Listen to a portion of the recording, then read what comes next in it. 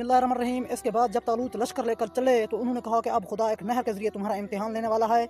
जो इसमें से पी लेगा वो मुझसे ना होगा और जो ना चखेगा वो मुझसे होगा, मगर ये कि एक चुल्लू पानी ले ले। नतीजा ये हुआ कि सब ने पानी पी लिया सिवाय चंद अफराद के। फिर जब वो साहिबान ईमान को लेकर आगे बढ़े तो लोगों ने कहा कि आज तो जालूत और इसके लश्कर के मुकाबले की हिम्मत नहीं है। और एक जमात जिसे खुदा से मुलाकात करने का ख्याल था, कहा कि अक्सर छोटे छोटे गिरोह बड़ी बड़ी जमातों पर हुक्म खुदा से गालिब आ जाते हैं और अल्लाह सब्र करने वालों के साथ है।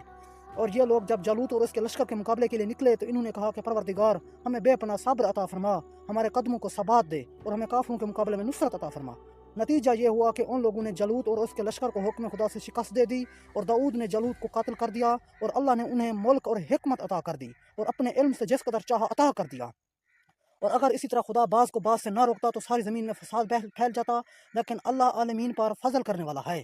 ये आयात इलाहिया हैं जिनको हम वाकफियत के साथ, वाकईयत के साथ आपको पढ़कर सुना रहे हैं और आप यकीनन मुरसलीन में से हैं।